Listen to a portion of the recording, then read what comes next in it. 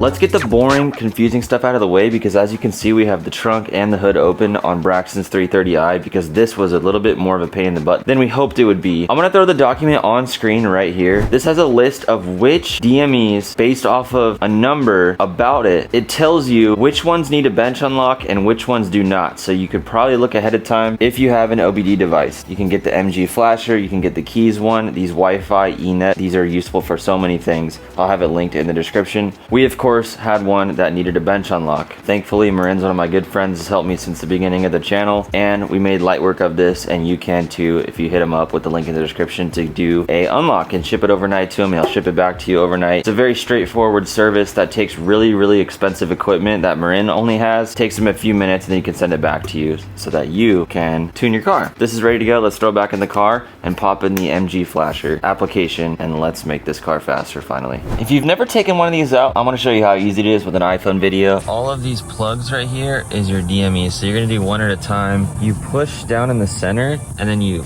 push down each one, and then you can pull it out, and then you do the next one. And if you're wondering, how do I know which way they go back? They kind of just rest where they want to be, so it's pretty easy to put it back. So I have all of them out. I can get them out of the way. There's a clip right here, and another one right there. You pull it back. I try and get both of them at the same time, and then pull out. And next thing you know, you have your DME removed. And this thing is very hot. All right, we're back in. Pull back on each lever. Click. Then I'm gonna push forward, slight click right on that teeter-totter point. Then you're gonna push it back into the plug.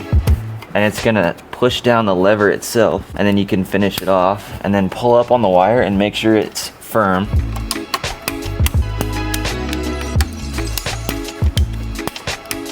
Alright, everything's back in. I'm gonna make sure it's good before I put the cover back, so I'm gonna leave this exposed. Top left corner of the engine bay, pull this plastic cover off. Then we have the positive terminal up here. This is a 14 mil.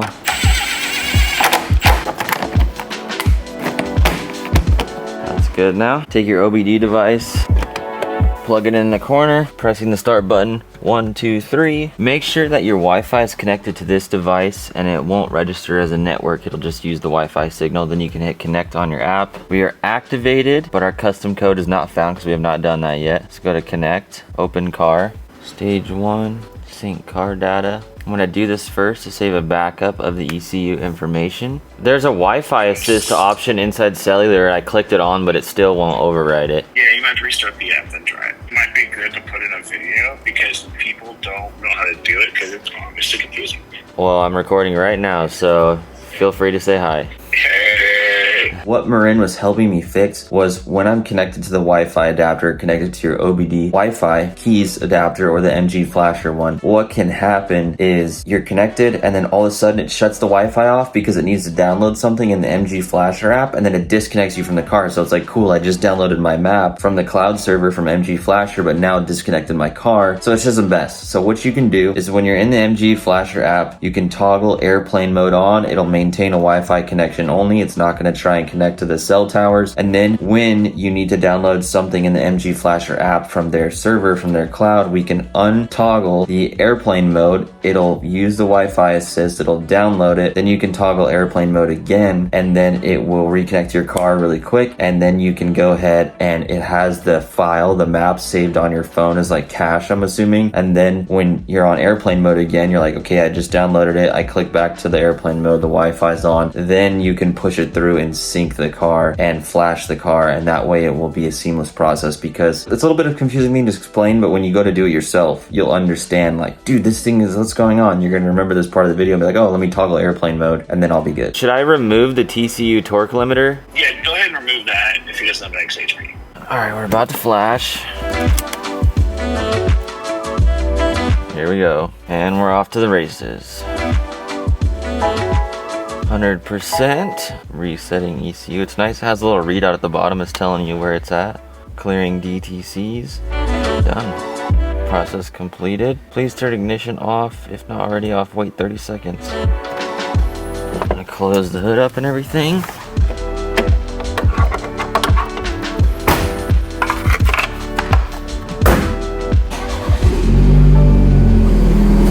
She's alive.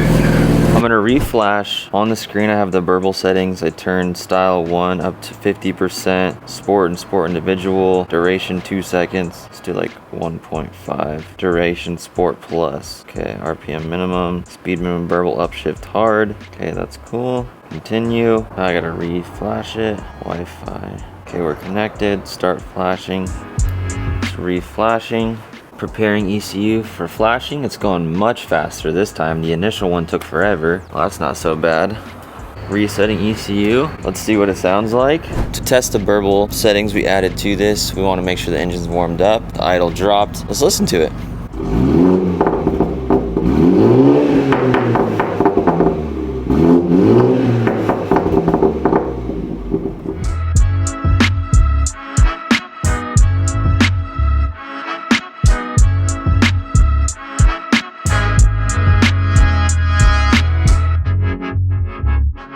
If you loosen these trays, you can get underneath and see the V-band for the downpipe a lot easier right there. And then it's a 13mm. To get it out, first thing we did was disconnect this, then did all the wiring up top. So the wires on top can be a little bit stressful, so if you look up close right here, here's how it works. So I like to take a tool, and this is one of our 2 sensors right here. This is where I like to start. So this little gray clip, you're gonna push it out, and then this becomes a tab that you can press down on, and then separate this plug, and then this comes out. And then if you follow this wire down through these clips, you can get the O2 sensor out really easy. So then from here, what do? Well, the next thing I would do is pull this out right here, this clear tab. It pushes out a little bit to safety clip, and then you're gonna press down and then pull this off as well. So that's out of the way. So then you're like, well, what the heck, how does this work? So this big one right here is the second O2 we need to get out. And so what you wanna do is kind of twist the whole thing, and then you can put a little pressure on this tab, and it might just twist out. That's the easiest way, honestly. So then it twists out, so then it's like, okay, cool, well, here's the connection. Now what do? This is the big tab right here, and it's orientated facing that way, so I'm gonna push down and separate them, and then that way you can follow down the O2 and get it out. I can confirm this bracket does not need to come out. You just got to get the V-band loose enough to where the whole downpipe will shift out. Then you can slide it out, and I left the bottom O2 sensor on. So this is right here on the stock downpipe. It actually popped out when I set it on the ground. So we're gonna set this in here. Should fit real snug like that. These are good quality downpipes, and then we need to get these bungs out of here, and we're gonna get this ready for the O2 sensors. This is ready to go. To get the top one off, you got these O2 sensor sockets. I use that with a ratchet on top of the engine bay. Just like the Super, I'll have it adjust and throw in a clip. Then I got my O2 socket. I'm gonna stick the wire through the center of it and then slide down. We gotta figure out the best positioning here for my ratchet. Oh, that was way easier than I thought. But now that we have access to this, we're just gonna throw this in the vise and use a 22mm wrench and get it off and put it into the new one.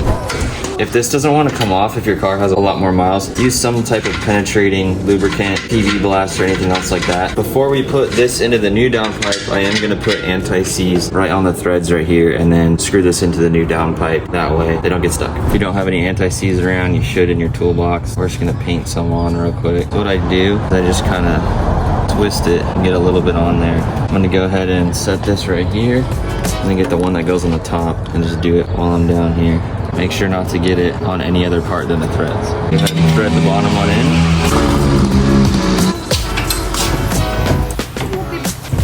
Snug, it's good. So this is our V-band that came off the top. So I'm gonna orientate it like it would be in the car. I want my bolt head, so I'm gonna set this on in advance. And I just have this ready to go. I'm gonna leave the bolt all the way off, actually. That way we can spread it on there like this, and then it'll sit against the turbo. So I'm gonna leave it like this for now. And we slide it up through the bottom. Just gonna slide it up in here. And that should sit in there like that. Now while this is chilling here, I'm gonna try and get this to sit right. There's no real way for you to see this very easily, so when you go to do this yourself, it'll be real obvious how it's set up. Once you have it all apart, you push this together first, you go in here, and you can see where these little tabs line up, and it just slides back in, and then it'll hold it. So, okay, that's back in place. Then we can take the little one, push the safety clip in, push this one in, then we're done. Make sure your wires down here are all in the holders so that it does not melt on the downpipe itself, and you're good to go.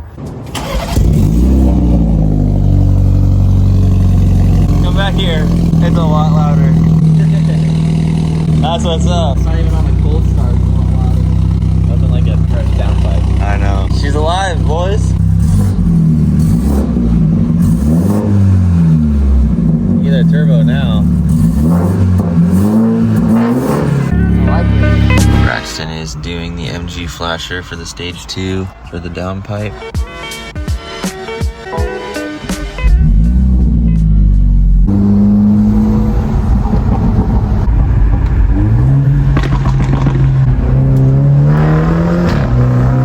Dude, it's got a lot of different noises.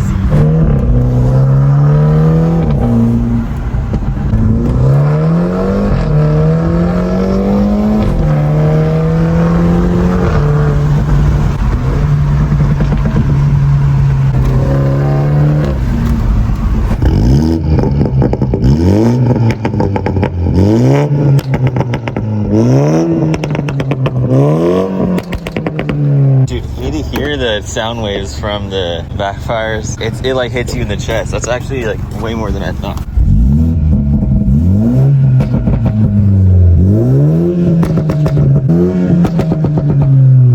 Dude, that's like gunshots. And those burbles are at 20%. Really? That's 20%.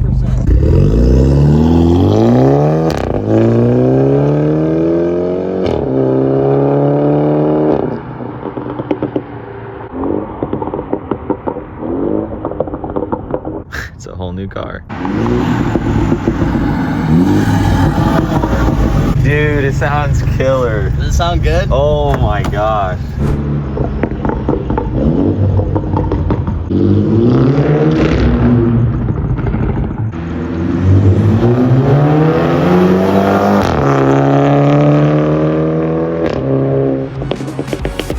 Good?